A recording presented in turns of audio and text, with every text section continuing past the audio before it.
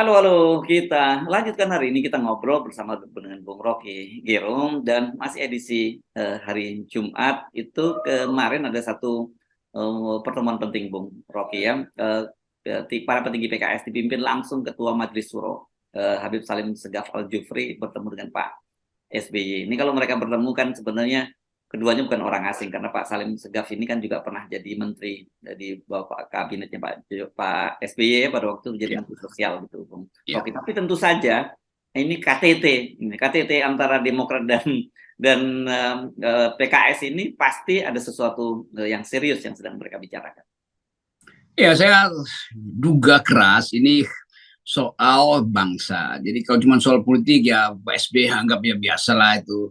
Tapi kalau ini soal nasib bangsa, SBY itu selalu peka. Dia dulu menduga bahwa Anies akan dikerjai itu. Dan betul akhirnya.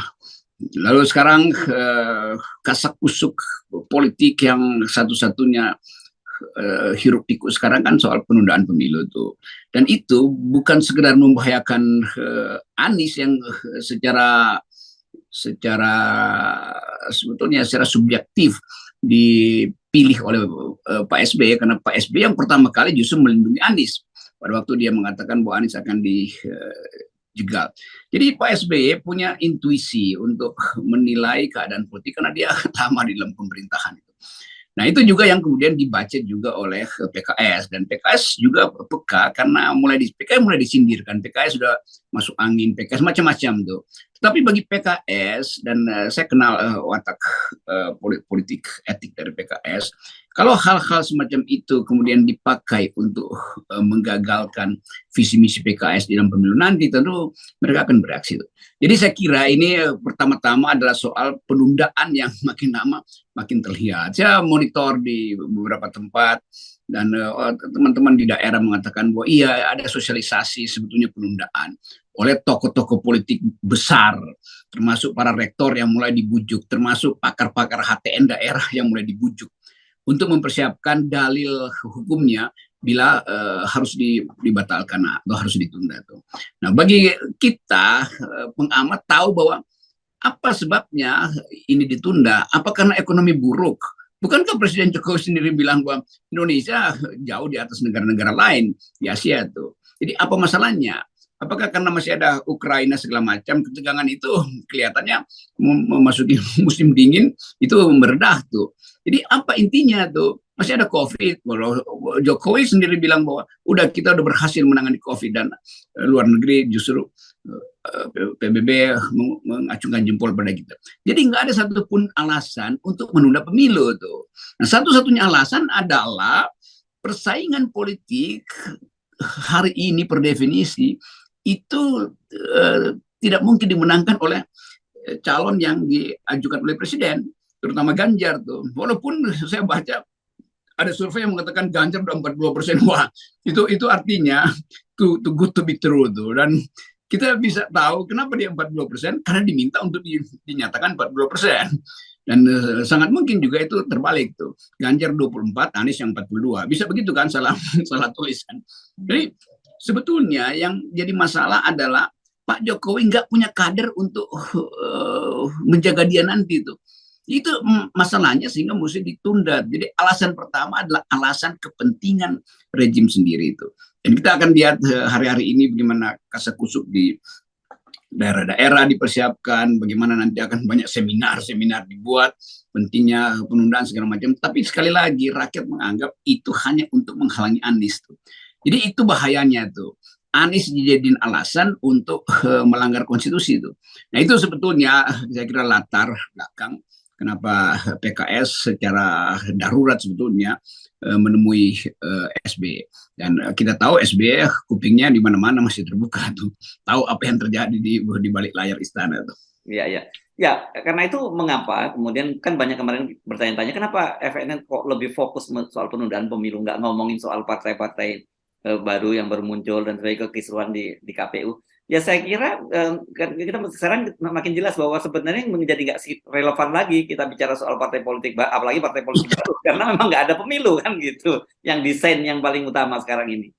Itu artinya kita mesti lakukan counter argumen bahwa memang pemilu nggak ada. Karena itu kita Ya, persoalkan kenapa pemilu dibuat tidak ada. Ya karena jagoannya istana nggak ada, kan gampang kan. ya. Nah, Hmm. bayangkan misalnya kalau Ganjar itu udah 42% sekarang sesuai Hmm. dengan siapa kemarin yang Carta survei itu. Politika, Yunarto Wijaya itu.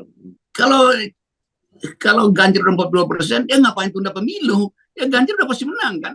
Jadi Ya. itu tandanya bohong kan. Justru kecemasan itu. Jadi kalau kita baca statistiknya mudah aja lah. Hmm. Kalau anggap ya Jokowi udah fix dengan Ganjar, ya udah. Kalau Hmm. bikin percepat aja pemilu tuh, mumpung Ganjar 40%. 40% kan artinya satu putaran tuh. Karena nanti juga semua hal yang 40% ditambahin margin of error 2 kali lipat, udah dia langsung dapat 51% tuh Ganjar. Ya lakukan aja sekarang. Hmm. Jadi logika dari surveyor ini mengatakan Ganjar pasti menang satu pemilu tuh, satu putaran tuh. Putaran. Loh kenapa mau ditunda? Mestinya dipercepat. Kalau ditunda bisa Ganjar turun ke 12% lagi atau ke 0,2% kan. Jadi logika ini dengan mudah kita tebak. Itu pentingnya berpikir kan. Jadi sekali lagi kemampuan istana untuk menipu lewat lembaga survei dengan mudah dibatalkan tuh, karena kontradiksi di dalam fakta. Dan sangat kelihatan sekali bahwa segala macam aturan itu coba dibuat dan satu saja tujuannya untuk menghalangi Anies. Kan sekarang KPU dan Bawaslu itu sepakat dia soal kemarin kampanye dini, dan kampanye dini ini kan memang dipicu dari safari-safari Anies di berbagai daerah. Ya akhirnya KPU nyerah juga dengan tekanan publik kan, karena nggak ada masuk akalnya tuh menghalangi orang yang belum resmi untuk jadi Hmm. uh, mensosialisasikan. Hmm. Sekarang ditambahin lagi ya, kampanye boleh tapi jangan mengajak untuk nyoblos orang yang lagi kampanye atau saudara. Lo orangnya sendiri memang belum calon, jadi ngapain? Dia bilang aja coblos Anies ya apa salahnya tuh, Anies belum calon presiden kok. Jadi itu intinya. Jadi akal-akalan di KPU makin lama bikin aturan juga nanti diketawain orang tuh. Ya. Yang nggak boleh kampanye dan sebelum daftarnya adalah calon presiden yang udah ditetapkan oleh KPU, bukan yang belum ditetapkan. Kalau Anies misalnya, relawannya yang bilang coblos Anies, ya larang, apa yang dilanggar? Anies nyolong start sebagai apa? Sebagai calon presiden. Dia belum calon presiden. Jadi sekali lagi ini pentingnya berpikir tuh kan. Jadi ini kadang-kala kita jengkel aja nih, karena KPU juga cuma dia disuruh untuk menghalangi Anies, tapi nggak ada alasan kan. Lalu bilang, oh bolehlah sosialisasi, tapi jangan, ya biarin aja mau Ganjar mau siapa itu. Selama mereka belum dinyatakan sebagai calon presiden oleh KPU, maka nggak berlaku aturan KPU, gampangnya begitu kan. Mereka cuma terikat aturan KPU kalau sudah diresmikan sebagai calon oleh KPU, kan begitu cara berpikirnya tuh tuan-tuan kecil di KPU ya. dan ini bukan akan ya, kata dia Anda menyatakan nanti akan dipersoalkan lagi. Sudah dipersoalkan oleh bukan hanya kalangan netizen tapi juga para scholar, bahkan termasuk di BRIN gitu yang mempersoalkan lah kalau kemudian Anies dilarang untuk melakukan sosialisasi, bagaimana dengan Erick Thohir, bagaimana dengan Ganjar Pranowo, dan banyak lagi termasuk Puan Maharani, Sandiaga Uno, Pak Prabowo, Pak Erlangga, kan daftarnya jadi panjang itu, nanti malah bingung sendiri KPU kan. Ya, saya dapat kiriman kemarin bahwa Erick Thohir punya di Padang dan mahasiswa diminta untuk berdiskusi dengan Erick Thohir. Begitu mereka sampai ternyata deklarasi Erick Thohir mau jadi presiden kan. Jadi ngapain? Lu orang merasa ya apa sebetulnya poinnya itu? Biarin aja juga Erick Thohir ngomong di situ dan deklarasi segala macam. Kan dia atau semua yang berambisi jadi presiden harus dapat ijazah dulu dari KPU bahwa ini kalian sekarang dapat sertifikat untuk jadi presiden tuh. Nah, baru itu jadi resmi. Jadi setan belang pun, hantu blau pun kalau mau jadi presiden dan dia belum dinyatakan pemegang syarat yang dikeluarkan KPU, ya silakan aja ngoceh. Itu juga yang menyebabkan orang melihat bahwa memang istana mau mengendalikan semua hal. Walaupun Pak Jokowi kemarin pidato, kami tidak akan intervensi, kami tidak akan, ya apa poin normatifnya memang nggak intervensi karena memang nggak boleh. Tapi poin realnya, poin deskriptifnya adalah intervensi. Kan begitu tuh, apalagi intervensinya tuh curang gitu. Kalau Anies dilarang, kalau Ganjar boleh, Erick Thohir boleh, kan itu intervensi yang bodoh itu. Sebenarnya harusnya yang dilarang itu adalah para pejabat ya, pejabat dilarang menggunakan fasilitas negara. Sebenarnya sebenarnya hal gini nggak harus dilarang juga karena etika dan moralitas publik itu menuntut semacam itu gitu ya. Nah itu betul itu kan. Jadi ngapain dilarang kalau publik memang menganggap ya nggak etis dong. Anda kami gaji untuk ngurus BUMN, kenapa keluyuran kemana-mana kan? Kan gampang sebetulnya kan. Nanti Erick Thohir mungkin tim rumah apa Erick udah kaya. Oh iya kalau udah kaya ngapain jadi menteri lagi kan? Gampang aja kan. Jadi semua hal yang didadarkan, diajukan oleh para pembela rezim itu jadi nggak masuk akal. Jadi semakin kekonyolan itu diperlihatkan, rakyat menganggap kalau begitu percepat pemilu tuh. Kalau presiden bilang ekonomi memburuk, kita perlu persiapan. Ya karena kalau ekonomi memburuk ya presidennya mundur, bukan malah maju. Kan, jadi hal-hal yang simpel aja tuh diputar-putar tuh.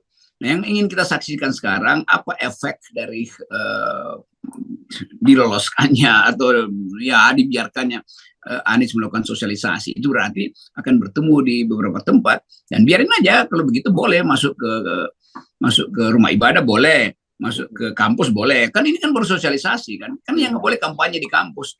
Jadi jangan lagi rektor melarang Anies masuk ke kampus. Kalau saya biasa aja dilarang aja terus. Karena Anda sudah presiden, Bung Rocky, karena Anda presiden akal sehat, jadi nggak boleh Anda masuk ke kampus. Oh ya oke, saya udah punya sertifikat itu. Ya. Walaupun KPU yang menasbihkan Anda bukan KPU. Nah itu komisi emak-emak yang resmi.